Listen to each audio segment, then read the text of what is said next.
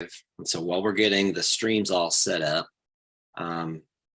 if you want to let us know in the comments that this is working for you, we would love to hear from you.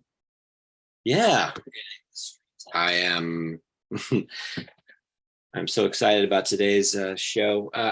So I really do like to start off with some warm-ups, and so yeah, start off with just a rounded elliptical shape, just to get going. Seems like part of this is not showing up. Let me try it again.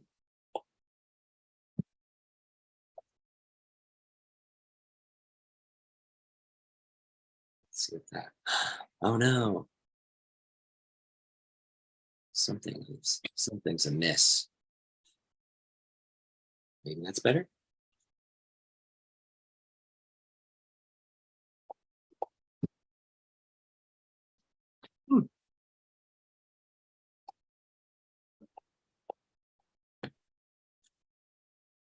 Third time's the charm.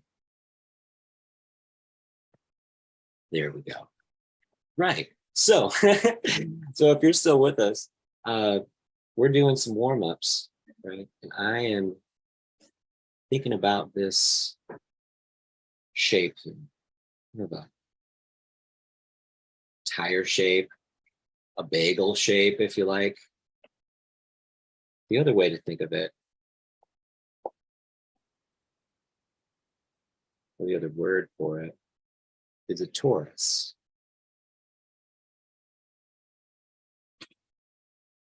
There we go. So it's really interesting sort of form. You could think of it like that it's rounded, right? It's almost like a tube. And these other elliptical forms would fit into rounded. I don't know, you're like a hamster could run through it. But sort of getting warmed up, like thinking about these forms and shapes. Really be a good way to stretch your mind, a good way to connect your eyes and your hands. You do it a couple of times.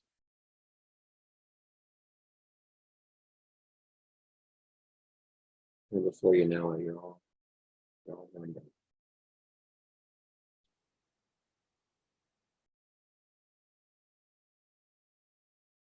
And thinking about how this form would run around the front and the back side of this thing.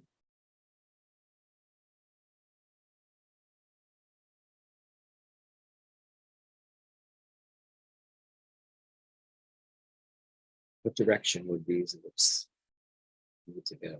So showcase this roundness.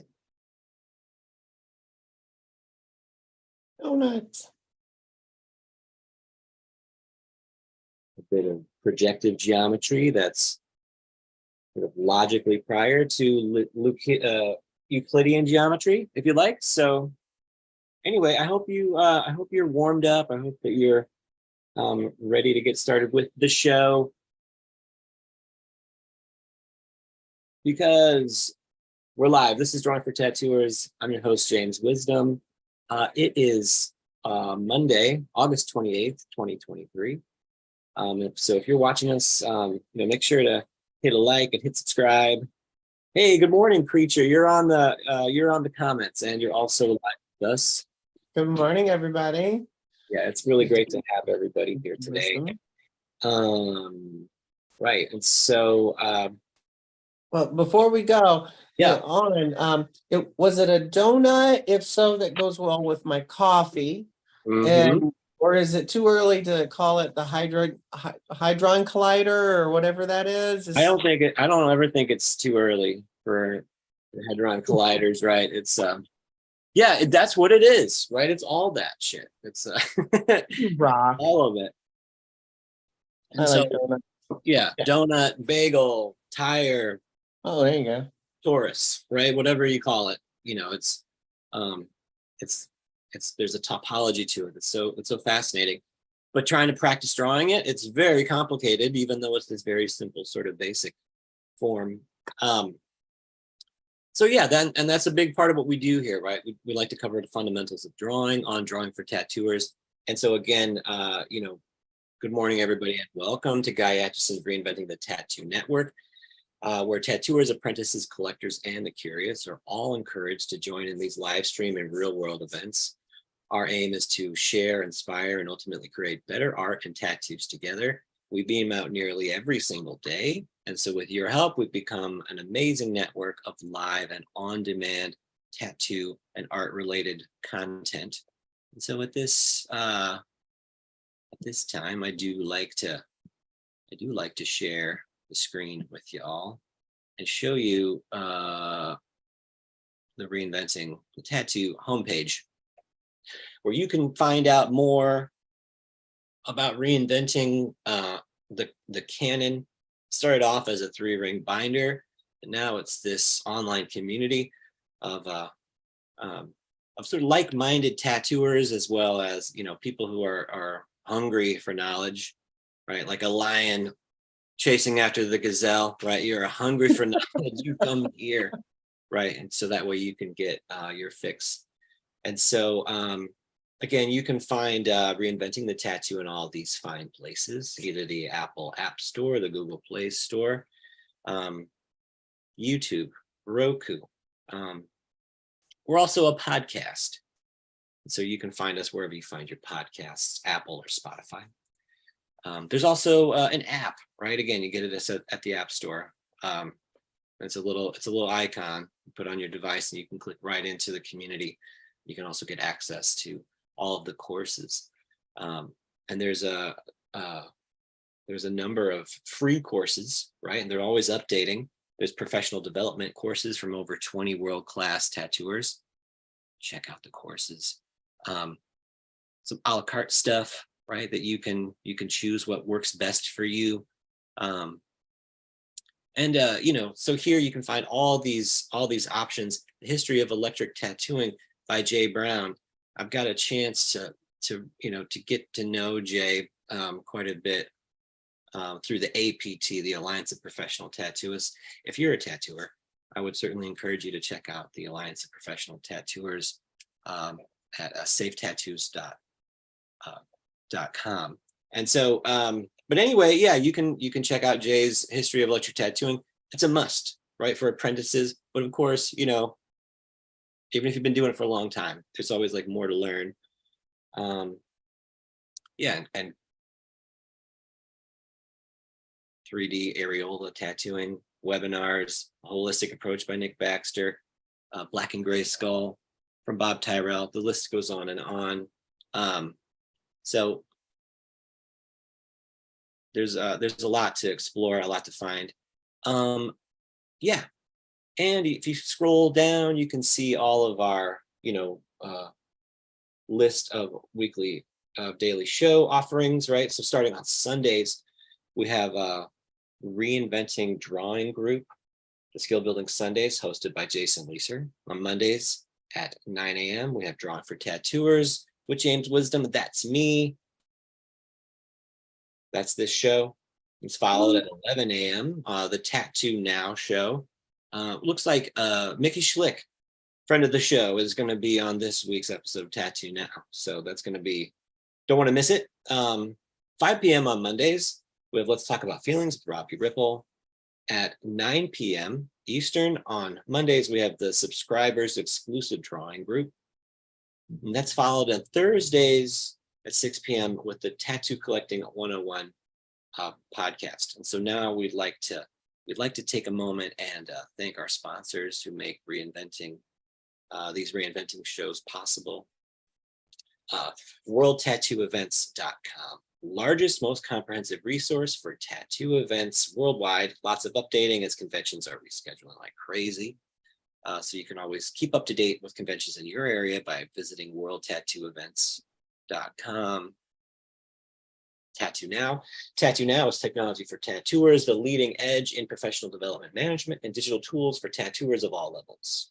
Upgrades competitive with any CRM mailing list software out there. So if you want some help with your communication, communicating with your clients, keeping up with them, check out Tattoo Now and ask for Gabe. And then, of course, we'd really like to thank Guy Atchison for being the founder and inspiration behind Reinventing the Tattoo. You can learn more about Guy by visiting guyatchison.com, where you can purchase paintings, prints, tattoo machines, and also learn more about Guy's story of being a painter, making his way through the tattoo world. It is a cool site. There's tons and tons of stuff on it. So yeah, check out guyatchison.com. Tattooingwisdom.com, my website. Always working on it. In fact, I got a really great critique on my website design, and so I'm really excited for some updates and rebranding myself. Some upcoming stuff I want to plug: the High Lifestyle show and Tattoo Arts Festival. There are that's happening September 21st. Can't wait for that show. And then, of course, the Paradise Tattoo Gathering is happening this October 12th through the 15th. And so, yeah, so if you would like to host a Reinventing the Tattoo event or sponsor the community, you can email management at reinventingthetattoo.com. And then please leave your positive reviews on the channel. Help us get the word out. And there we did it. That was the that. So thank you everybody for hanging out. So good morning, Creature, and good morning, Spirit. It's so great to have you both. Morning. Morning, Spirit.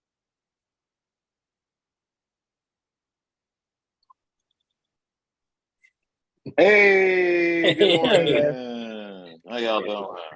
Hello. What's happening? I had to break into your guys' conversation the last week about the Neotrad. I really enjoyed what you had to say about that. You're thinking on transitioning from more of a realism to, that direction. I can see why. I see the appeal, definitely. Oh yeah, let's talk about it. Okay. Well, the colors are very nice. I like how there's always one particular thing to focus on. I like the line work. With realism, it's a little trickier. It seems. I don't know. It's that blend of realism and cartooniness that I like. I mean, I don't know. Maybe it's because my age. I grew up watching Looney Tunes and all of that. So absolutely. When I think of a tattoo, I don't necessarily think of a sticker, but I don't necessarily think of realism either. Right. I agree.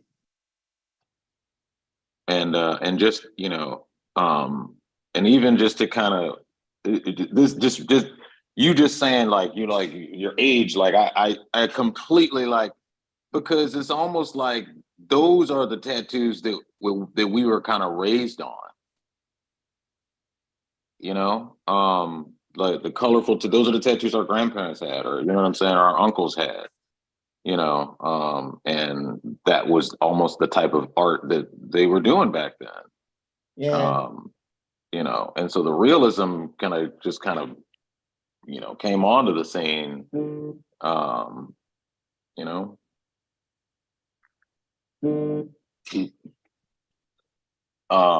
But yeah,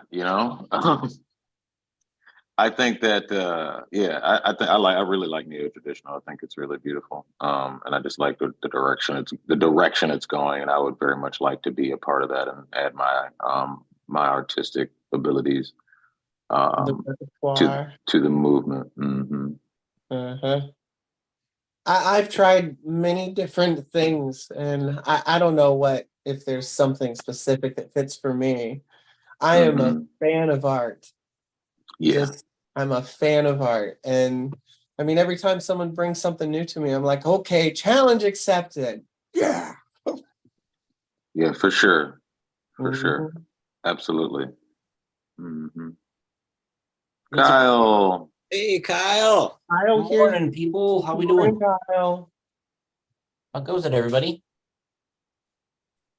Well, I think it's going really well. And Kyle, so fortuitous you're here. We can plug your upcoming appearance on Oh, Drawing yeah. Right.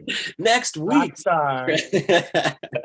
Next week we're gonna have Kyle Olson, everybody. So you don't want to Yeah, miss it's been fun. you don't want to miss it. I'm sharpening my knives right now for you, Kyle. I'm gonna have all kinds of questions, and Yeah, dude. we're gonna It's get gonna be to, so we're much gonna fun. get to the meat of the Yeah. gonna Yeah. get to the meat of the issue. Fucking meats and potatoes. That's it. There you go. Yeah, it's gonna be a lot of fun. It is going to be fun. I'm excited for it, and so today, I wanted to do a bit more of a book review, talk about a chapter in a book that I really like. But it's such a huge chapter. We're only going to do half of it today. Mhm. Next week we're going to have Kyle. Everybody, you're not going to want to miss it. And then the following week we'll finish up the chapter. So we're planned out. We've got a trajectory. we're getting some composition laid out, as it were, for the upcoming bit. But I did want to kind of turn back to this idea of this conversation about neo-traditional that we're having. It's a pretty wide open genre, if you will, right? Mhm. How do we Mhm. define this type of work? Is there a definition that really fits it? I mean, can we, how can we talk about it more? How does it How work? do I go about learning to draw in that style better? Great question. I mean, like, I feel like it's almost like realism that's just like adds a lot of emphasis on the contour. You know what I mean? Huh. Just it's really like emphasizes like the line work and stuff like that, but then it has a lot of elements of like realism. I don't know. Cause like, yeah, like there's like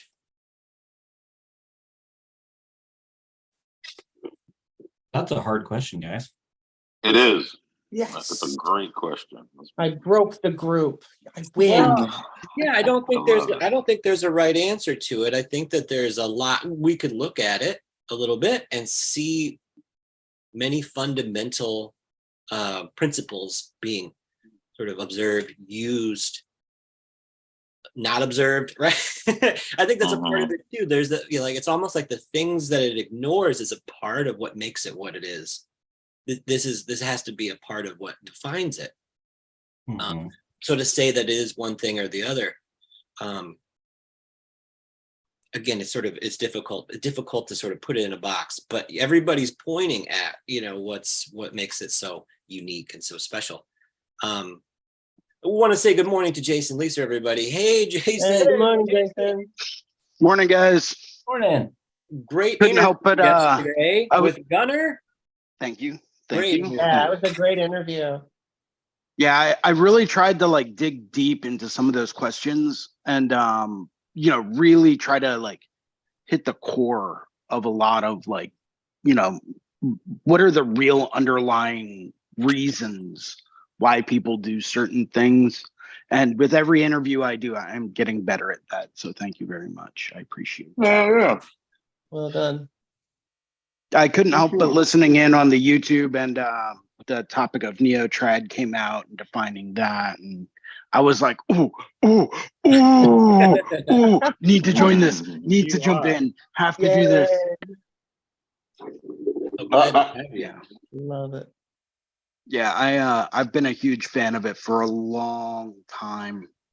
But you run into the same problem with trying to define that you will trying to define, almost any style. You have to break it down into its base characteristics.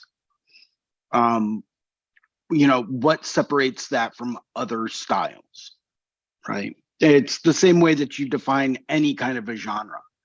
You look for its similarities and its differences between different types of styles and different types of subject matter.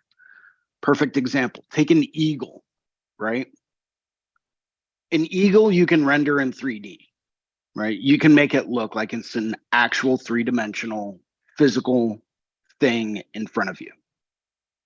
You can render it in a very traditional style, right? But what makes traditional traditional? Single line weights, bold, flat color, black pepper shade, very limited color palettes.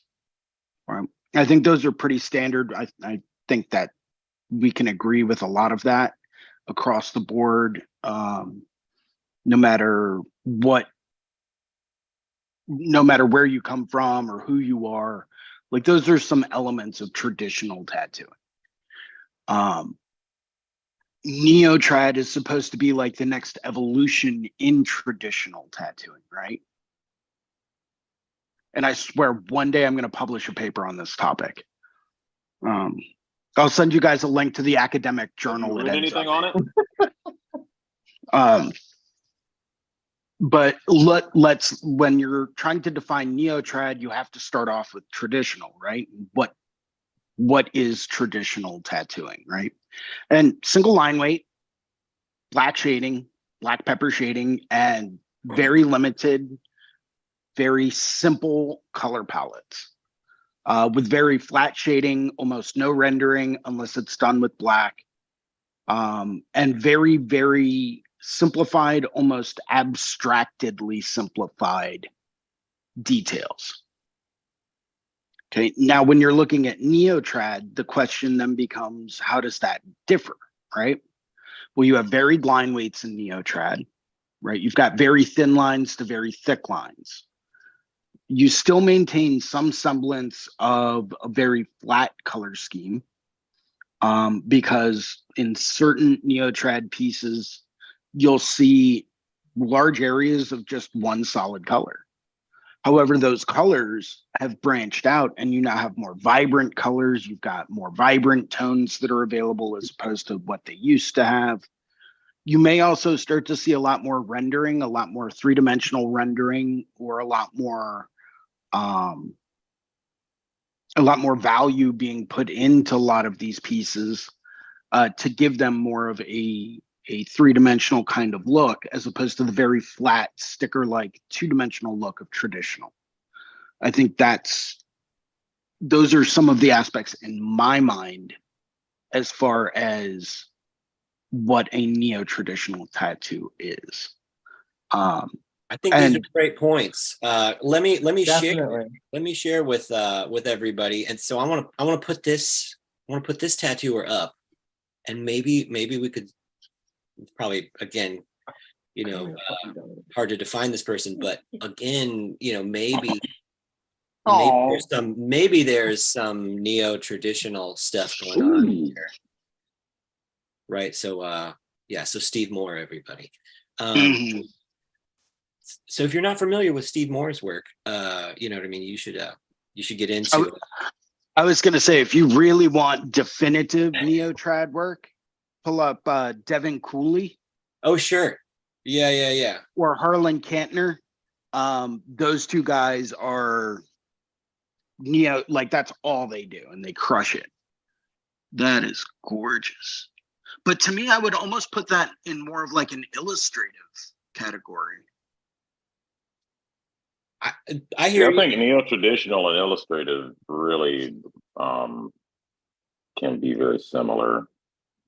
God, that's amazing. Wow. They overlap a bit, right? I think they can have a bit of overlap. But yeah, you're drawing there's definitely some elements of like Art Nouveau here, right? Which, of course, I think you could certainly point to some elements, within even very traditional Americana that you would sort of look at. There's some Art Nouveau stuff in there. I think if you're stretching, you know what I mean. I think you can say that stuff. Let's just take a quick peek at what's going on here. I guess I think about that. You know, there's like I don't necessarily think it's fair to pull up Steve Moore's work though. It makes me want to quit Yeah, he's on another and give level. up on everything I have ever done. right. No, Like this just makes me sad. Makes me like, I'm like, all right, well, this is something that I could aspire to. Exactly. Granted, he's also been doing it 4 times longer than I have. So Yeah, have compassion for yourself, Jason. he is 1,000 years old. So Right, pretty right. close to it, yeah. Yeah. no, I mean, yeah, an old soul for sure. But there's I think that what we're seeing here are some really interesting compositional devices that are they're very cleverly used, and it's helping us to sort of unfold a story, if you like. It's not necessarily, it's not written.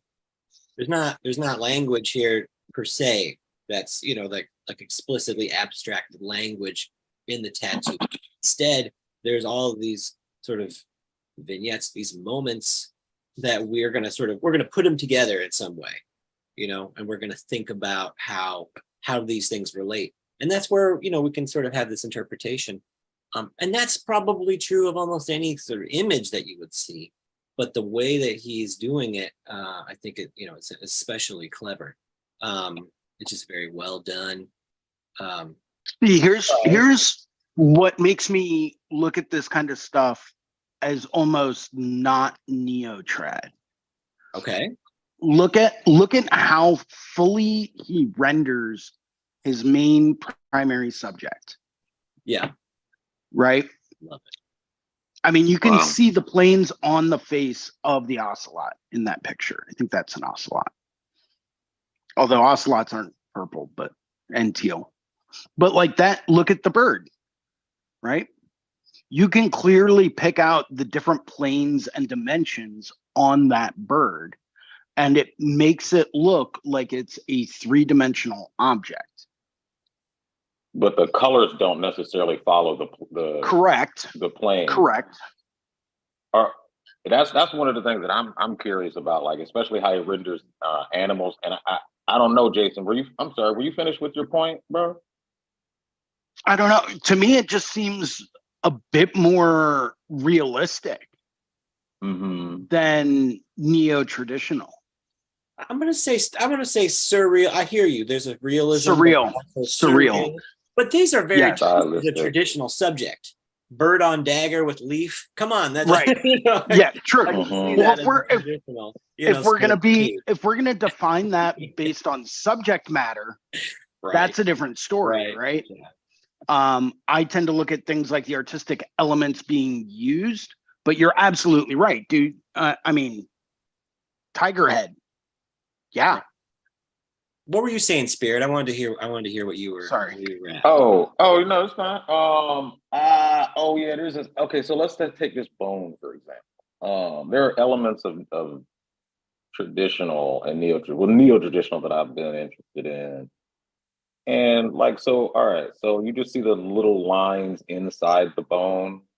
I'm sure that he might have actually taken a bone. It looks like what do you think that is? A femur or something? Looks like a femur bone. Yeah.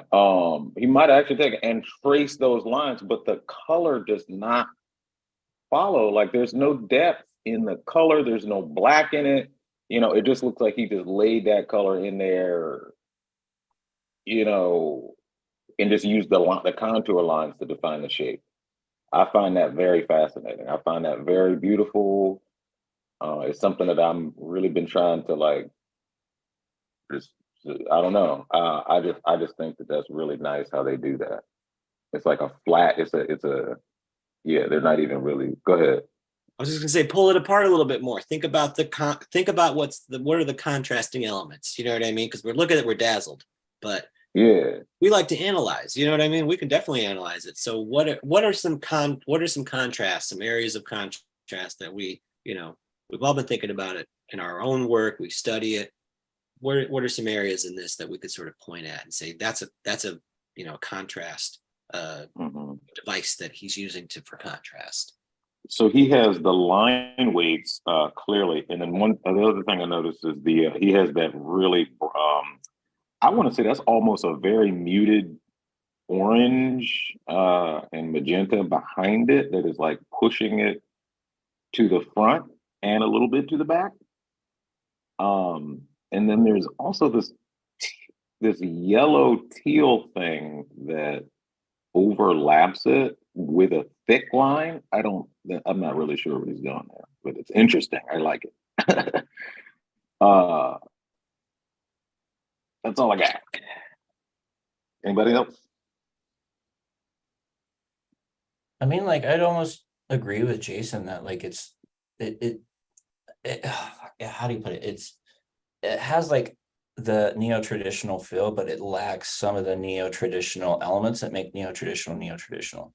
So like in the aspect of like it being an evolution of traditional, like the super dark shade, black to fade out to the color to like to skin tone, like that part of like traditional like tattooing that you do see in quite a bit of neo-traditional. I'm not seeing a whole lot of it. But it's in that in between of like neo-trad and then like illustrative, it's like just kind of like that mixture right there. I think it's rad. Like, I'm not saying anything negative about it at all. It's absolutely amazing. But yeah. I would just like to go ahead. No, well, I was just gonna say I love that. I think that's the best reason why to look at it. You know what I mean? And so we can kind of challenge our preconceptions. But but right, it's interesting. It's like there's we want a purity. We want to say like this is exactly that. And I think that's I love to challenge those things, on my own personal notions about it. Here's, this was one thing that I noticed is like, there's the black. It's right there in this black shading, this whip shade, right? From, looks like it may even step from black to maybe like the purple concentrate or something out to this, kind of, just transition the gradient to this maroon, this red violet color, whatever these leaves are here. And I would say, just kind of like I think what Spirit was observing with the colors, it's sort of interesting because we oftentimes I kind of think that like the cooler palette goes back, pushes us back, where the warm stuff steps forward. And here he's challenging that, right there. Sort of the main element, this bone, cool colors, it's definitely kind of being pushed forward in front of all of the warm stuff. So I gotta hear where everybody's coming from too. That there is some traditional subject matter here, but it's so wild. Like, what do you call it? Like, what do you call this? I don't know. I would get this tattoo for sure. I would, all these tattoos, I would wear them. They are out of control. Yeah. Well, let's just do like another one, so that way we can. Oh, what the fuck? Yeah, I'm nope. Illustrative. Wait, is this him? Is that him? That looks like him. That looks like him. That is, to me, very illustrative. I would not put that in the neo-trad category. But what about these like broken arrows in this like dragon thing? Those are kind of elements. You also have elements right next to that don't have any outlines. Yeah, right. Which is one of the hallmarks. That definitely lends it more to a painterly kind of style. This is just my 2 cents, by the way. It's not definitive. Yeah, 100%. It dances in between that illustrative and neo-trad. It's so fun. That's so cool. 60 hours. Is that hours? Holy shit. Which is insane. Yeah. Take me 60 hours just to get the top part done. Jeez. Yeah.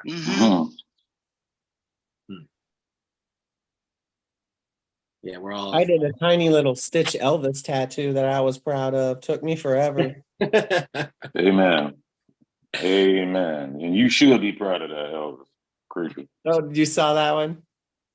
No, I didn't see it, but I'm just telling you, you should be proud of it. Oh, thank you. Thank you. Absolutely. Maybe you can spotlight Creature real quick. Creature's Elvis. Hey. Oh, good Lord. Yeah, we should. No. Well, send it to me. I'll put it up. If you'd rather do it that way. Hey, James, Yo, of can we pull up Devin Cooley? course. I want to show the differences in, just for someone to compare, just for grins. The hockey player. There it is. Okay. Now, to me, this is far more neo-trad than Steve Moore. What about this one? Look at that skull face. Well, that's a collab between him and Harlan Cannon. I watched them tattoo that, and it was mind-blowing. But that's actually a collaborative tattoo between him and Harlan Cannon. And you can tell which spots are his and which spots are Harlan's. Just how expansive neo-traditionals become to where you got like the gentleman we just see, terrible name, sorry, a lot more like on the illustrative side, pushing the realism in the neo-traditional stuff like that. And then this gentleman, like hardcore, like neo-traditional on the traditional side of things, like it's huge. So cool. I'm really interested in their saturation techniques. Just the ability to get it that like almost like it's a matte finish. Mm-hmm. How do you guys think that they do that? Slowly chipping away at it, just slowly, just packing everything in and taking your time with the gradients and shit. Mm-hmm. That's all I can do. I can't rush it. I screw it up. That's real. That's real. I've been somebody said that a few ways to do it is to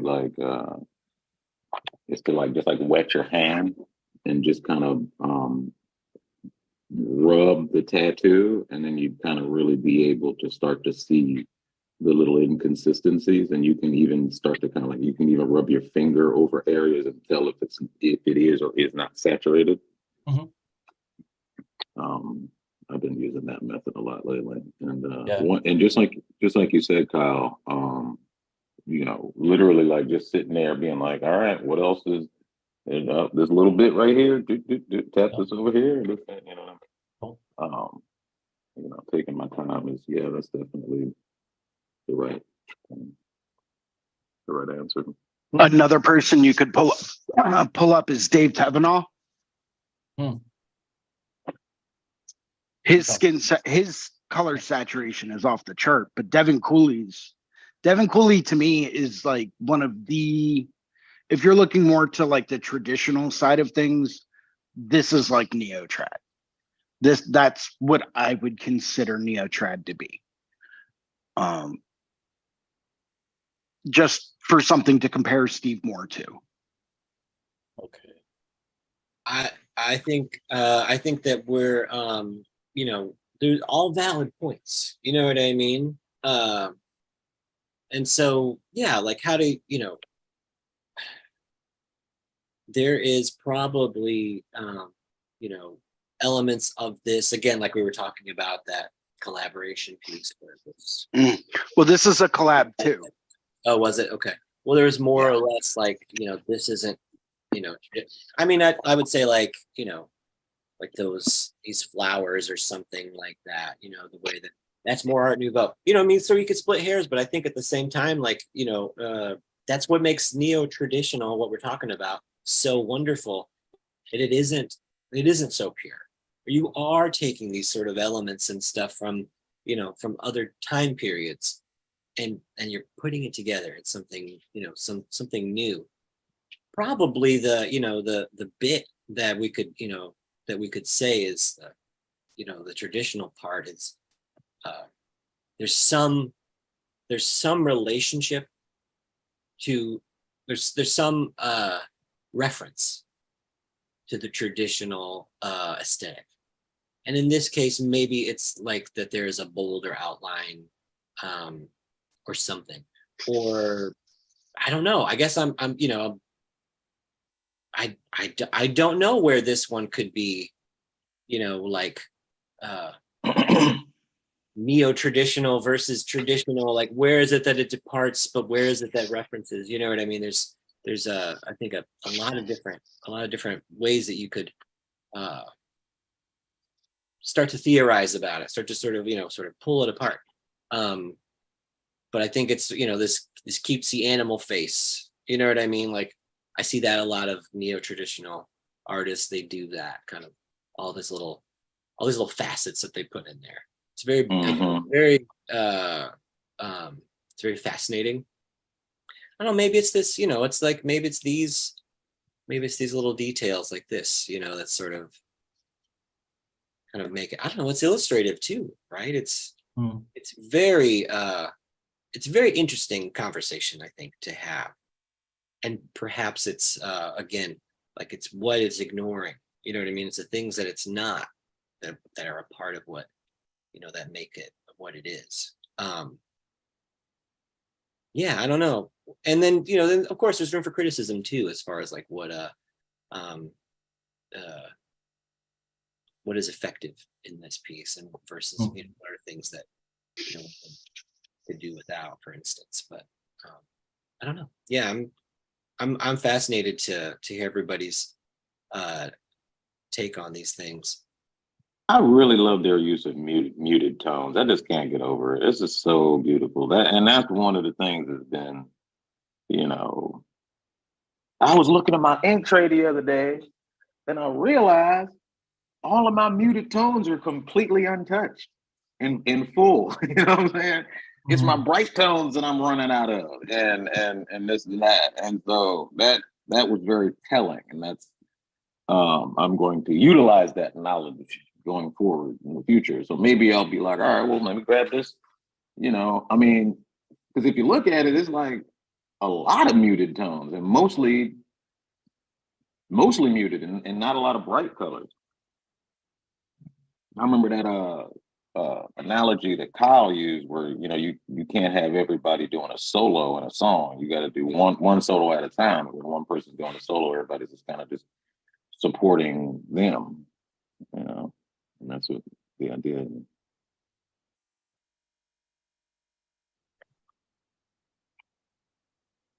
I guess when I'm looking at this one, and I see a lot of muted tones also, I do like Kyle's analogy for, to music and stuff. In this instance, it really feels like these bright, intense colors are almost pushing us to look at the muted tones in this deer's face, for instance, right? The antlers are very intense. This leaf is very intense. And so I'm almost drawn to those sort of ochre, sort of brownish tan, caramely ochre, whatever kind of, however you want to characterize it, but those things that are happening in the face. And yeah, so again, it's like you have this relationship of muted tones to more intense tones, and it definitely, if that deer face was just as bright yellow as anything else, right, then I don't think it would work nearly as well.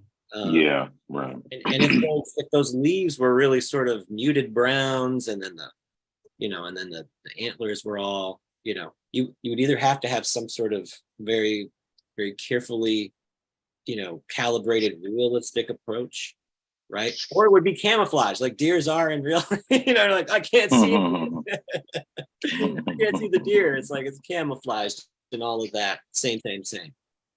So but that's the difference. You know what I mean? Like that's what makes distinctiveness.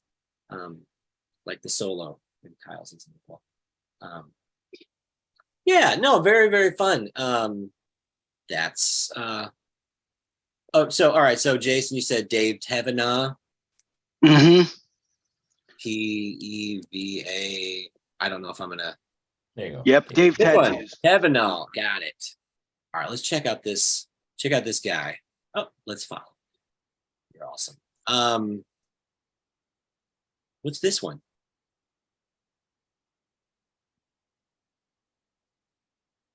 All right, this is like new school to me, Mm-hmm. right? This is Yeah. what I'm like, this is Yeah. like new school, right? I mean, Yeah. but it is saturated. Looks beautiful. But again, it's sort of like there's this weird parallel that's happening between this illustrative stuff, this neo-traditional stuff, new school, surrealism, right? They're all kind of, they all seem to be all referencing traditional tattoo. Yeah. It's like they're all all playing like the telephone game. They get told one thing, and by the end of the Really? line of stuff, it's completely, a different story and stuff like that. So Right. Absolutely. yeah, he designed all of these works, right, for the That's a lot of fun. yeah, very cool. And he is an absolute animal. When it comes down to just production of work, I own a few of his original pieces, original like art pieces, that are all kept in like a dark portfolio so that they never fade and they're always amazing. Watching this guy work is mind-blowing how fast he is. Hmm. He's efficient to the max. What kind of Like machines do you use? Honestly, right now I have no idea. Mm-hmm. I've gotten 2 tattoos by him, and I can tell you that at the time he was using coils. I think he was using a rotary on my ribs. But Oh, that's I mean, he knocked out like a huge piece on my ribs in 5 hours flat. Mm-hmm. Can I see My it? yeah. I mean, take it up. Take it up. So Yeah, we're going to Jason. Hold on. I gotcha. nice. Wait. Are we spotlighting you? Yeah. I have no. Yeah, there we go. This is a few years old. Yeah. See a But lot 5 of hours. traditional aspects to it. It's rad. New tones in the For back. 5 hours, huh? That's what. Yeah, start to finish, he drew it right on.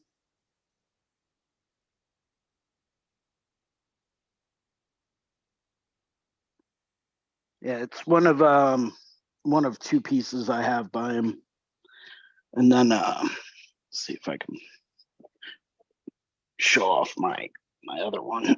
Oh, you're How did that feel? I wanted to sort of comment on the chat. Ziggy Romero, I like that. Ziggy commented, "Do we all have to agree on some definition of what neo-traditional is?" Absolutely not. Talk to No, of course things not. as far as what to make it. This is a great point, Ziggy. Thank you, and I think you're right on the money. And I don't think we could agree about. I think we.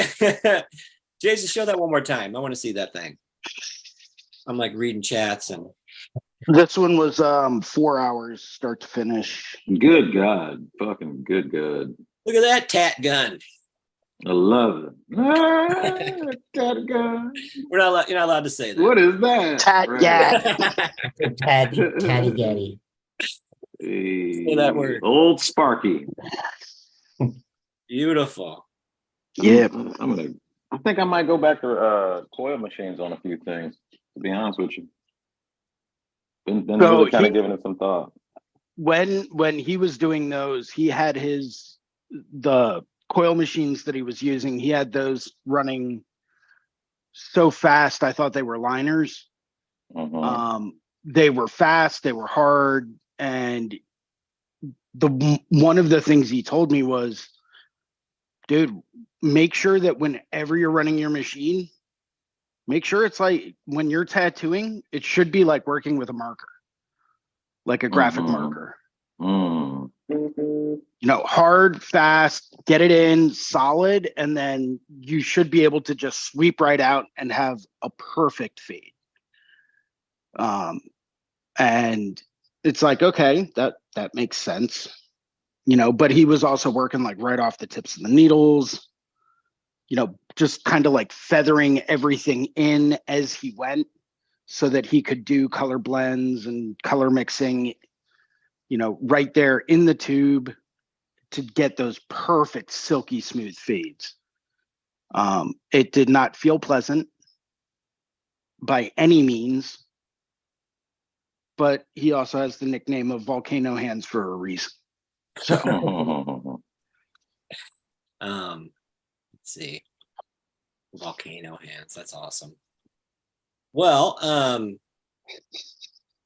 Creature, I'm trying to figure out how to download you shared some things with me while I'm working on it. Let me see. What could we share with everybody, Creature? You want to do the Elvis sticker? You can. I sent you the reference and the sticker. It was someone came over and wanted it. I don't know if I even want you to show it after seeing all the really good Of course tattoos. we do. No. I'm a Palaver. novice over here. Let's see.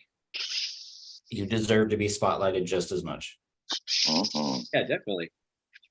No, make me blush. Stop it. All right, so I did Kill my it. very best. I have my grievances with that particular tattoo because of the strings.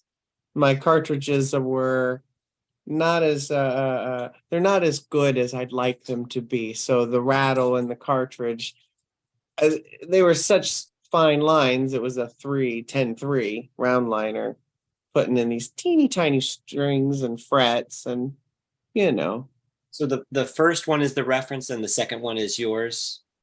yeah. The good one is the reference. No, They're both. I'm It looks kidding, I'm identical, but kidding. Just kidding. we're going to let me share these with the group. If I can find the window. It's in here somewhere, everybody. Hang on. But anyway, while we're that's it. There it is. So share it with the gang. Here it is. Aw. hey, That's awesome. Right. Guy. That's her right sort of inner arm. She's got a bunch of little stickers all around. She's collecting small ones. That's cool. Mhm. Yeah. A lot of fun. Good job on that. Yeah, absolutely. It looks stickery. It looks like it's a sticker. Yeah, Yeah, great job on the white pack. thank you. Yeah, It's about 2 absolutely. inches tall. Oh, itty bitty little turkey. Yeah, I like it. I think you did a really nice job on it.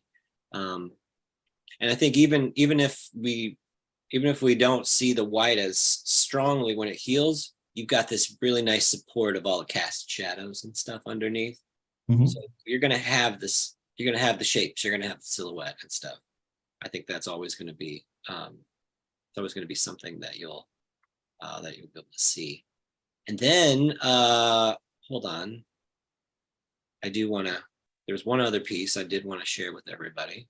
So see if I can share that. This one. Okay. Oh, hell yeah. This is the other one that you did, right? This was the one. Yes, those are synthetic skin tattoos. Oh shit, that's even better. That's about 3 hours on each one. Nice. I'm Oh, dope. unsure who the lady is. Well, that's Leo the cat right there. Mm-hmm. Decap. Well, I think that, since just the fact that you did these with tattoo machines is uh, really kind of speaks to your capability. And so, yeah, again, I really think that you have a lot of capacity doing these realistic, black and gray portraits and stuff. It really seems to be a strong suit that you could pursue. I mean, it's just something that I would, I just see a lot of potential here for you, Creature. So. Well, thank you for that. I appreciate it. They're nice. I mean, I really do think they're very nice. So, and I recommend that particular synthetic skin. If anybody wants to know where I get it and all of that, you can't just buy it at Amazon or anything. You got to cut it yourself. And I mean, if Jason's listening, I mean, it's comes in giant rolls, and you could do full bodysuit tattoos on it and hang it in frames. I like that. Yeah. Saying, thinking of you, buddy. I appreciate that. Mm-hmm. Actually, that reminds me of something else I got to put on my list for today. It's what called what now? Because Santa's coming up, man. I gotta write him a letter. So Yeah, that's real. my Yeah, boy Santa's got to know the name of that stuff. So. All right, I will happily send you the info. It's there's a whole lot with the serial numbers, and it's through American Rubber Products. There's a company station in Jersey and in Cali. Mhm. So wherever you live, they can kind of coordinate. Yeah. It's not that expensive. 3 square yards was only like $35. I mean, Damn. you get a lot. Yeah. The shipping's expensive, but the material's not that expensive. So I paid, Exciting. it's like $85 for 3 square yards. It's not bad at all. Yeah. Yeah, it's way better than like real skin or the stuff you get from Amazon. Mm-hmm. Cool. Hell yeah. Yeah. Thank you. You're welcome. well, Ooh, that's lovely. so Wow. see, let's see. I want to display as read mode. This will allow us. Yes. Okay. So nice. Anyway, last week we were looking at James Gurney's book about light and painting. This one is imaginative realism. So it's imagining how to paint what doesn't exist. And so this is an incredible chapter on composition, as we see here in the corner. And there was something about, like, when I was reading this chapter, it made me think about Steve Moore. It made me think about, all the ways that these principles are kind of applicable to what we do as tattooers. So whether you paint or whether you tattoo, I think that some of these things are they're kind of timeless. James Gurney is an amazing artist. He authored Dinotopia, and then he also has these great books, so of course, highly recommended. And of course, probably many of you out there have these books, but get them back out and read them. They're fantastic. So I wanted to share this with everybody. Zoom in here a little bit. We can read for just a few minutes. We're going to do about half this chapter, and then next week, everybody, we've got Kyle Olson on the program. You don't want to miss it. And then we'll come back and we'll finish this up. But let's just sort of, we'll go into just some of the this first half of the chapter, right? 2 values. Okay. So again, this is going to be in James Gurney's voice because he's really sharing a lot of personal experiences, but let's get into it, right? 2 values. You can add both impact and photorealism to your compositions by increasing the contrast between light values and dark values. The tonal values are the degrees of lightness from white to black, and they're present in any painting, even one in full color. The exercises on this page are designed to encourage you to translate the complexity of a subject into just two extreme values, white and black, right? So we can see that he's doing that here with these studies, these painted studies. He goes on, comic artists naturally think in black and white. Masters such as Roy Crane, Milton Caniff, and Hal Foster told epic stories with nothing else. This simplicity automatically lends power to their images. But painters, especially oil painters, usually struggle to achieve contrast. Most paintings suffer from middle value mumbling. The tendency to paint everything in the middle tonal range, that's this tonal mumbling. To cure yourself of middle value mumbling, do a sketch where everything in the light is rendered in white, everything in the shadow is stated in black. On this page, I've explored this idea in oil using 15-minute poses and a model at a sketch group. The model should be lit by a single strong light source, like the one shown on page 20. For example, this first exercise, you can use opaque medium. The middle technique doesn't matter as long as you use both white and black over an intermediate value. If you paint in oil, it's best to use pure titanium white and ivory black, each with its own brush, starting with the black and then proceeding from large to small shapes. It takes supreme determination to avoid the temptation to blend the colors into grays. Don't give in. And try not to outline everything. The viewer of your picture will not mind imagining the edges that you have left out. Isn't that funny, right? I know that it's my tendency. I want to outline everything. You know, when I'm designing a tattoo, I'm doing it. I want to outline every single thing. But no, right? But no, leave some edges, right? Soft, right? Edges and lines. These are important concepts to kind of keep in mind. But, you know, again, we can see there are some outlines and stuff that are happening in some of these places, but more, you know, outline almost used like a shape. So we can see a few more studies here, right? And over here on the upper right-hand side, there's a histogram from Photoshop. This is, if you're not familiar with Photoshop, the histogram just is, you know, is just showing you like what it is that you've done, but also it's talking about the light and dark sort of relationship, right? So if you evaluate the image below in the levels window on Photoshop, the histogram looks like a wide flat valley, no middle tones with tall peaks in the white and black. So you can see that's sort of scooped out, right? Almost like, to Kyle's example, like music, right? You can sort of see the mid, it's just been sort of scooped out. All right, so the quick sketches above show the faces of people in an audience. Scroll up again. Listening to Irish music. They were lit by a single light bulb overhead. They used a felt tip brush marker with no pencil inlay, or lay-in rather. And you can also try this idea with a subject lit by the sun. Try to ignore the actual local color, push everything to dramatic extremes, try not to use lines, define everything with shapes.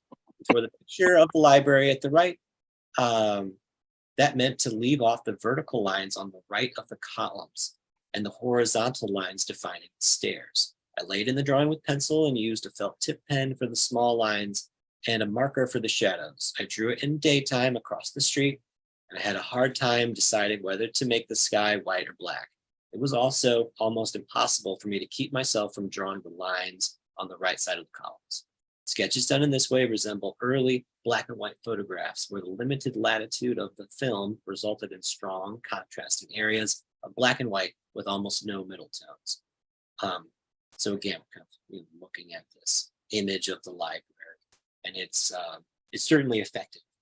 But I definitely understand what he means. It'd be very difficult to sort of resist that urge to try to like outline the light edge, right? You can see it clearly and you want to define it, but yeah, but if you can resist that, you know, that temptation for the instant gratification, right? Something other can really result. So, all right, so next section, silhouette. The silhouette is the outside shape of an object against a background. It helps us to immediately recognize animals, plants, or figures, and it conveys essential information about the mood and action of the pose. be careful by considering silhouette. You can give your design more impact. So yeah, so you can see this character in a silhouette, very clearly defined. If you squint your eyes, even though there's a lot of color and stuff on the left-handed version, right? If you squint against this white paper, you can really sort of see, this very clear dark to light relationship, right? A face in profile is a common kind of silhouette. It's often cut from black paper by a skilled artist. The character Uncle Doodle above left is shown as he appeared fully painted. Beside him is the same figure converted to a black silhouette. The whole pose included the face and both hands and can be understood from the silhouette alone. This kind of broad comic posing suggests the pantomime stage acting from the vaudeville area and was popular in Golden Age American illustrators, especially Maxfield Parrish and J.C. Leyendecker. But silhouettes don't have to be seen side view against a white background. All shapes have silhouettes, and vision research has shown that one of the first tasks of perception is to be able to sort out the silhouette shapes of each of the elements in a scene. A good rule is that the most important part of the pose, often the hands or the face, should be brought into silhouette rather than embedded inside the pose. Try to imagine the poses of your important figures converted into a silhouette. The shape standing alone as against a black against a white still conveys the action. It will probably translate to a fully rendered painting.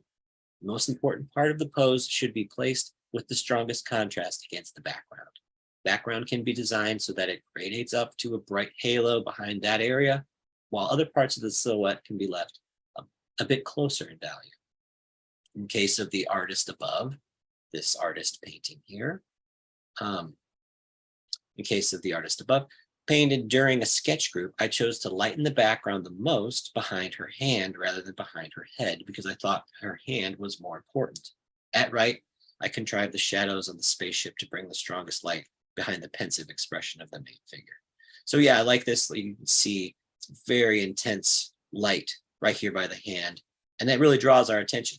It's not in the very center of the composition, but it is, probably more of a rule of thirds sort of thing. And then it's the same thing here, the silhouette of this character, very bright background. And then we can have some lights in there, but still the overall dark sort of shape and stuff that we have. And that really draws a lot of our attention. And so again, just a very important compositional device. Chiaroscuro. So the word chiaroscuro comes from Italian, and it literally means light, dark. It refers to the use of bold contrasts when illuminated areas and shaded passages within a composition. It also can be used to describe the use of tonal modeling to convey three-dimensional form. So we can see examples of some painted studies here, and then some also, more finished work from an illustration. So he goes on to say, in the broadest sense, chiaroscuro describes the management of light and dark tones in a picture. As an art term, it has a variety of specific meanings. Originally, it referred to a way of drawing on toned paper while using paint for lighter areas and ink for the shadows. It can describe a type of wood block printing in which separate blocks are used for different degrees of tone. More often, it describes a composition with dramatic contrasts of light and shade. The effect conveys not only verisimilitude, but also psychological tension. Sometimes this way of painting is called tenebrism, especially in association with 17th century followers of Caravaggio in Spain and Italy. Note the separation of light and dark tones in the standing figure at the opposite right. I downplayed the transitional halftones and reflected light, trying to keep the light and shade as distinct as possible. To achieve the tonal separation with post figures, the model stand must be surrounded with dark cloth to suppress the reflected light. Chiaroscuro is often associated with candle-lit scenes, especially when the light source comes from within the picture and overall effect is dark and dramatic. In the painting above, the light comes from above to the left, where it shines on the man's back and the woman's profile. The background is arranged so that the dark shape accentuates the contrast. And so we can see that, right? We can see this sort of this chiaroscuro, this tenebrism. Again, there's other devices that are being used for contrast. But that's what we're talking about here. We're talking about compositional devices that we can use to help add contrast, to help sort of add definition. Shape, we're almost done. We're almost done. So I want to sort of point to these, I believe these last two things. So shape welding, right? By linking adjacent shapes similar in value or color, you can create larger shape units, thus simplifying the composition. If you want to make your composition memorable, make it simple. Simple shapes are easy to recognize and remember. Busy pictures with lots of little separate shapes have less impact. Achieving simplicity doesn't always mean restricting yourself to just a few minimal forms, like the one apple against a blank background. You can have plenty of elements or figures that still have an uncluttered picture. The trick is to arrange the elements so that the adjacent tonal shapes fuse together into a larger abstract pattern. According to Charles Defoe, Howard Pyle used to say, put your white against white, your middle tones against grays, and black against black, and then black and white, where you want your center of interest. This sounds simple, but it is difficult to do. You can unify shapes by losing them in an enveloping cloud of shadow, such as the figure to the right, whose dark coat blends into the back, the dark of the doorway. On the figure of Mark Twain opposite, I shape welded the light tones to his shoulder and the sky behind, and the dark tones to his leg and the cast shadow.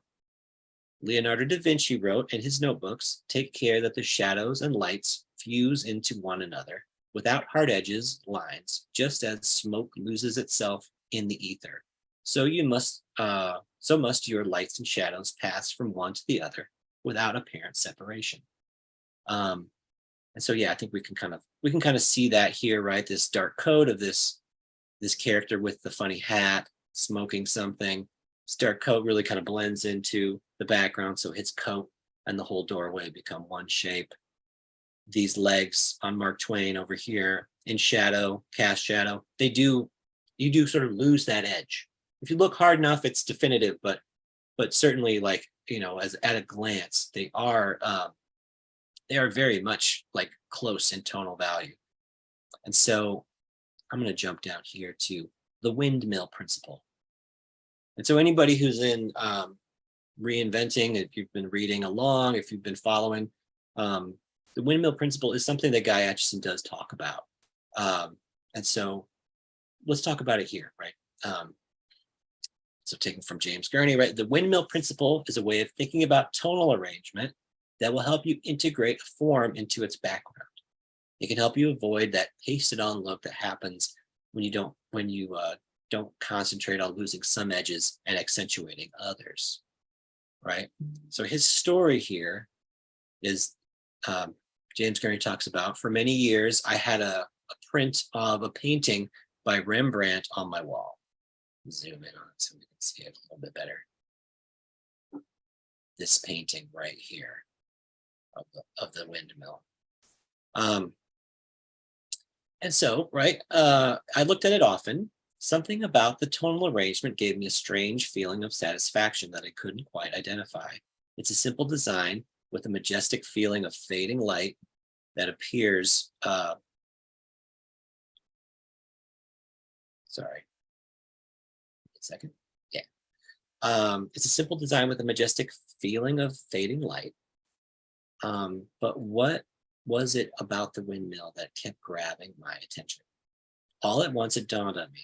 The veins of the windmill have been painted with great attention to tonal relationships. The upraised vein of the light against dark sky, the opposite is its dark against light. The other two are subordinated. The one pointing towards us is dark against dark, and the one far is light against light. Each vein of the windmill represents one of four possible tonal arrangements. It's like a Bach fugue, like music, right? That puts the subject through every possible variation, thus the resulting effect marries the subject to the background in a way that both separates it and embeds it. I looked at this painting from the history of art, and I found that the principle turns up over and over again, particularly among painters who are conscious of such tonal relationships. So he's diagrammed it for us here. And you can see this windmill principle is such. It's light on dark, this very most upper sort of arm of the windmill. Light against light, right? Sort of disappears into the background. Dark against light, again, a higher degree of contrast. And then the dark on dark, we lose this edge. Again, there's enough clarity within the shapes that you can start to find these details, but it really gives us this sort of very pleasing effect, right, of the light, the tonal value relationship. So again, since we're on reinventing, we're talking about how reinventing works. Guy's language would be positive and negative, right? Or pos neg. The positive being the dark and the negative being the light in his way of saying it, right? So again, we'll have this neg on pos, that would be this light on dark, right? Neg on neg, that would be the light on light, right? Pos on neg, so dark on light, and then pos on pos, this dark on dark. And this is a really interesting, it's very difficult, but it also can be very, very effective. So yeah, it's a fantastic chapter. We're going to cover the second half of it in just 2 weeks, everybody. So I wanted to share that with you. I think in light of like sort of looking at that, thank you. I think looking at the work that we just looked at, I would go back, look at the artists that we just looked at, and sort of apply some of these thoughts that we just talked about. I think you're going to find that they are actively using these things, just like James Gurney talked about, these great illustrators from history and great painters from history. They're thinking about these things. I think these great tattooers from our own time are also thinking about these things. So when we want to talk about how do you learn how to do this stuff, it comes from your own visionary, like spirit. That's what makes them so great. Yeah.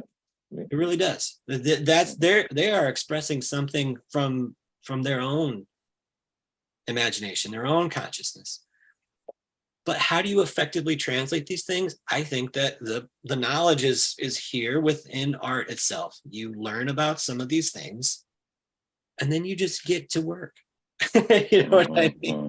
And that's gotta be the way. Because again, everybody we looked at, we could sort of draw these comparisons. We draw these parallels, but they're all doing their own thing. But they're also referencing a much larger history of image making practices that really, runs through us too. It's a part of what we do every day. And again, what we ignore is a part of what what makes it what it is. That negativity constitutes what its positive form. But there might be things you want to observe, and that helps you sort of get your point across a little bit more, right? Again, sort of this, I think this great point. James Gurney makes it, Kyle makes it, music, right? This sort of this universal language that we have. There is concept, right? There is symbolic relationship that we're also exploring, but there's got to be there's this abstracted language that we're also like we're all taking part in. So anyway, that was it. I wanted to share that with you. I hope that you enjoyed it. And I hope that it's, again, something that, get this book, buy this book. Right? I think I have that book. I'm searching for it right now. Buy this book. If you don't have it, it's gonna change you, right? All great books really do that. But also the reinventing course, right? I'm plugging it because it's on the same level, right? The book that Guy Edgerton put together that we get a chance to read, again, it's a great art book. It's a book about fundamentals. It doesn't teach you how to tattoo. It teaches you how to think about images, right? It teaches you a lot of the things that are gonna be useful for you in an image making practice. Whatever you like to make. You may be really into American tradition, like we've talked about. I think you get something from it. You may be into neo-traditional. You might be into realism. Doesn't matter, right? A lot of these principles are applicable to whatever it is you're doing. So you learn about them, and you have to seek out knowledge from a master tattoo artist, or you have to learn from somebody. I think this is important. I really do. There's going to be plenty of space, you know what I mean, for you to learn how to do it on your own. But even if you're, but nobody's doing it on their own. We're all, you know what I mean, whether you want to admit it or not, right? Like you're learning from others, right? Like if it's somebody who's truly self-taught, right? If that was a true thing, I don't know where you would be. Does this make sense? Right? I think a lot of times we want to romanticize this idea. I'm self-taught, so on and so forth. Not really. Right? Yeah. Not really. You've learned lots from others that have come before you, right? We all stand on the shoulders of those who came before us. And so, yeah, you have to get out there and learn things on your own, of course. Absolutely. But we're always learning from people who have sort of paved the way in certain respects. Sometimes we learn what not to do. That's Right. Yeah. It's not all good, right? It's not all Yeah. but I'm just saying, you know what I mean, that we're all trying to leave tattooing better than we found it. Mhm. I believe that's true. I believe that's what we're all doing here, and so Definitely. What chapter is that? it's called composition, and it's in the imaginative. I believe that's the name of the book. But I'm butchering it. Oh, that's not the color and light book. Not the color and light book. It's the let's see. I'll share the cover. This is the cover of the book. See if it, whatever reason, having a hard time with there. Maybe it's showing it now. Yeah, you can see it. Imaginative Realism by James Gurney. So again, a different book. I'm within fair use, right? I used a different book last week, so I'm just saying.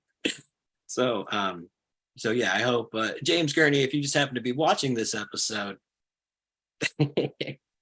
let's dream you might be right. He's still alive? Of course, yeah. No, you should definitely be on James Gurney's YouTube channel. Check it out. It's great stuff. Buy his books. He's a fantastic teacher and artist, and I've never met him personally, but I know people who know him, and they've always, said just great things about him. Like he's like a really cool dude too. So anyway, yeah, love this work. It's a great book. And that's what we were talking about today. Was from this book. And we're going to talk about it again in a couple of weeks. We're going to use that. We're going to use the same chapter. We're going to continue with it. It's a little bit more advanced, right? And so you can always go back and review the things we talked about today. It's on YouTube forever. You can go back and read along with me if you like. Read it better than I read it. But there was something about, and I do like to do that. I like to sort of have some sort of topic that we talk about, and then go to tattooing and see like what's going on in the world of tattoos.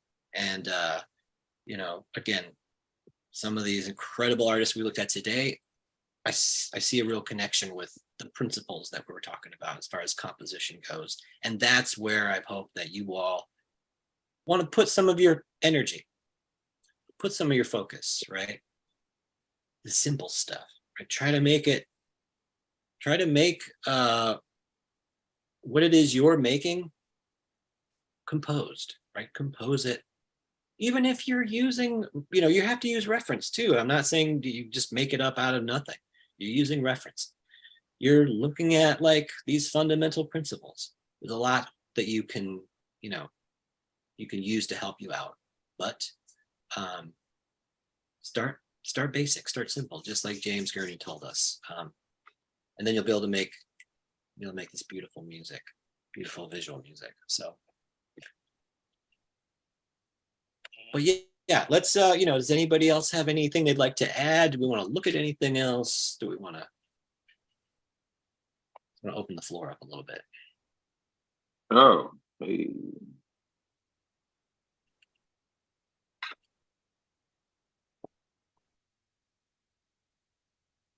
Not all at once. Anybody working on anything cool? Even if it's not cool. Who's got cool stuff? Ooh. Yeah. It is cool. Let me spotlight this creature sketch. Yeah, awesome cylinder. Nice. Whoa. Love It it. was fun. Mhm. I didn't know if I wanted to make a barrel or what, but anyway, that's what I was doing. Well, I really like that it's sort of a neo-traditional barrel. Like it's like that Well it's, played. you've got all of these elements and you put together, made something kind of interesting and new. You could go a lot of ways with it. That could become science fiction really quickly. You know what I mean? So, Almost ended up with a gorilla on top. or it could become Donkey Kong, right? Yeah, I was about to say. Well, yeah. Anybody else? Any other shares that anybody else wants to make? Can I get a critique? Of course. Kyle, you're always so. Let me see. Do you want to share your screen? Yeah. I'm pulling up the OBS right now. That'll work. My question is it too busy? Is it too much? Because like I've got the bones that are trying to frame in the coffin, but then I've also got like the bone from like his ribs and his chest plate and everything like that. And then like I have all this texture on his face. Like, is it way too busy? Do I need to take stuff away? Because I'm starting to feel like I do. I don't think it's too busy. It's the face is a little more shaded, a little more in the back. Yeah. Maybe lighten up the face just slightly, Okay. but it's definitely not too busy. Okay. Yeah, I can do that. Does that make sense? Because I was trying to do like this whole like dramatic thing, but if it just falls way too far back behind and it doesn't make sense, then yeah. Then I can lighten the face up for sure. Yep, just a tiny bit. Yeah. Yep. Okay. Maybe right there, like on the bridge of the nose. Right, just that little where it starts to extend out, kind of like the same plane as like the top of the head has the, as the bright light, and then like the, the zygomatic, you have a little bit of light. Just right. Maybe just a little touch right there. I think it's just little touches, Kyle. I mean, we're nitpicking, but because it's that's what I want. It's beautiful. It's beautiful, but that would be my only, sort of thought. So like this bright light's hitting the tongue. Yeah. You know what I mean? That you might be just a few more points where you end up with a little bit more brightness. And then maybe the other thing is you don't get the same highlights on the bone frame. You know what I mean? That way you kind of have this, like the frame has kind of a middle, right? And then the background's very dark, but then you get the chiaroscuro, you get the tenebrism of like the face gets those snappy bright lights and the dark, deep darks. Okay. That might be the busyness you're talking about, like that sort of like, our eye is going back and forth to all the things. But that makes a lot of sense. It's it is very, it's dark and disturbing, and it's also insanely gorgeous at the same time. Yeah, it's beautiful. Make a dope ass tattoo. Yeah, are you gonna tattoo this on somebody, Kyle? No idea. I just What do you think about like Halloween flash and stuff like that, and I started drawing stuff, and then I just decided to put more time into this thing. So I have no idea what I'm doing with it. Spear, go ahead. Oh, what do you think about so if this were a creation of mine, what I would be worried about or wondering about is all the black above the head. And so my question is, this is more of a question than an observation. Would we think about adding something in that black area? Is that too much black there? Yeah, what I had before, and I took it away just to see, is I was trying to do like this muted red, just like a blood moon or something above them. Yeah. You get that slight contrast of like the greenish, the dark greens, muted greens, low chroma greens, and then this like the contrast of the red. But it was still on the whole, like, is it too busy? Is there too much going on type of thing? Mm-hmm. What if you like blurred it out, like made it almost not visible, and just, you know what I'm saying? So you could jam in some muted, you know, it could just be hella muted. Because you're right, it would bring out the green, right? Yeah, and just like take away the edge so it doesn't like, yeah. I don't know. I like that. It's just, you know, yeah, it's just a question, I guess. You know what I mean? Yeah, no. Very, very awesome observation, man. I like that. I like that a lot. I think it adds that, it fills the space in without like demanding too much attention. You know what I mean? Because you still want to keep the coffin shape, but he has these ears. You know what I'm saying? Yeah. You know, so how do you control for that? Yeah, I don't know, man. I'll have to play around with that, but like, yeah, I really like that. Thank you, man. Thank you. Mm-hmm. That was a great idea. Yeah. I think that's a really good observation. You know, like that space was it did need something. Last week in the Reinventing Drawing Group, we had John Clue came to visit. Everyone, it was amazing. And he kind of had this motif, right? Bone, like skulls and space. So having this moon or having even some more like, you know, spacey stuff back there. I think that was a, you know, it's a very interesting combination. And kind of really ties into what we were just talking about last week. Kyle, you were there. It was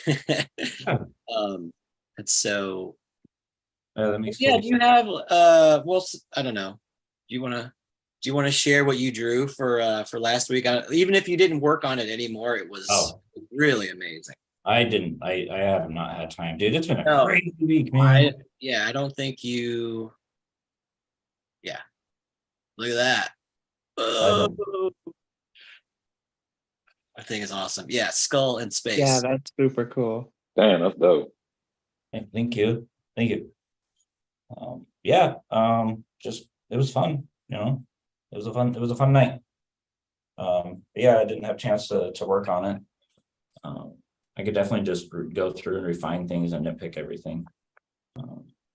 Yeah, but I think there's something really, really wonderful happened. You know what I mean? The way, you know, what ended up coming together. And so I really like the state of this. Even if you were to go through and like, you know, like make all kinds of edits and changes and stuff like that, it could be like totally new and totally different and cool. But this is, I think it's really exceptional. So I'm really glad you're sharing it with us.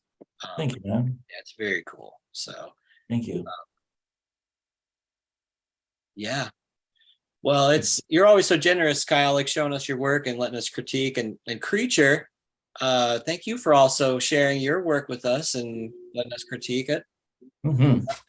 Jason's just had to jump off, everybody. It was so great having you, Jason Leither. Great interview with Gunner yesterday. So if you get a chance, check that out. Very cool. Yeah, I think this is a great point. We could end our show for today. So if we could, if you're still here with us, everybody, give us your sign off, and we'll call it a day today. Creature, could you give us a start? Give us your sign. Certainly. Let us Creature's know. Cave everywhere. It's Creature with a K. Woo woo. Thanks, everybody. Thank you, Creature. It was really great getting a chance to see your work today. Mhm. And then also, I really liked the barrel that you showed us too. Yeah. It's fun. You gotta have fun. Thank you for being here. It was really great to catch up with you as well. And good luck with your very new thing. We'll tease that, right? So you can give us an update. Give us an update. I'm supposed to go and fill out some paperwork at a tattoo studio on Wednesday. Yeah, we are sending good vibes your way. So Thank you. yeah, can't wait to Yeah. hear more. All right. So Thank you, everybody. Spirit, if you're still with us, give us your sign-offs. Hey guys, this is tattoosbyspirit.com, Tattoos by Spirit on Instagram, Tattoos by Spirit on TikTok. And you're right, Creature. Artwork should be fun. Should be fun. So appreciate it, guys. Have a wonderful, wonderful beginning of your week. And I appreciate you for having us, James. Of course, and appreciate you coming today, Spirit. And I think like all of the insight that you were giving us, you know what I mean, on the neo-traditional angle, like you really started this conversation that we're having, and I think it's been very, very productive and fruitful. And so we're really I really love your decisiveness in this. So anyway, can't wait, man. Really can't wait. So thank you so much, man. Absolutely, I'll be cool. You too. All right, Kyle, would love to hear where we can find you. If you guys want to get a hold of me, my name is Kyle Olson. You can get a hold of me via Instagram, Olson_tattoos, OLSON. You can get a hold of me at trinityartcollective.com. Those are great ways to get a hold of me. And I'm really, really thankful for the conversation today, because I've always likened neo-traditional to Art Nouveau, not an evolution of traditional when it's like literally in the name. So yeah, that kind of blew my mind open a little bit. So thanks, Spirit, for bringing that topic up and having us deep dive on that, because that was super, super awesome. And thank you so much, James, for hosting this show. Always. I always look forward to it. It's so much fun. I get so much out of it. It's just awesome. Thank you, Kyle. I appreciate your kind words. And also, I just want to plug Kyle Olson next week on Drawing for Tattooers. So you're not going to want to miss it. Yeah, it's going to be Do a awesome. deep dive with Kyle. Yeah. Kyle, we're going to look at your work, right? We're going to ask you all kinds of questions. We're going to pick your brain. So can't wait for it. And so we're really excited. Thank you again for agreeing to do it. It's going to be radical. So and stressful. No, just be yourself. Just be your wonderful. No pressure. No. Yeah. If there's like specific things you want to go over, let me know beforehand and I'll do some research and shit. So yeah, you got it. So anyway, everybody, thank you again for joining us on today's episode, Drawing for Tattooers, number 66 already. Can't believe it. Hell yeah. Wow. Well, I just wanted to, again, we want to thank Guy Atchison, for making all of this happen. It was his birthday the other day. Happy birthday, belated. Happy birthday, Guy. And also, I definitely want to, mention one more time the Alliance of Professional Tattooists. I'm a member. If you tattoo, you may want to look into joining the APT.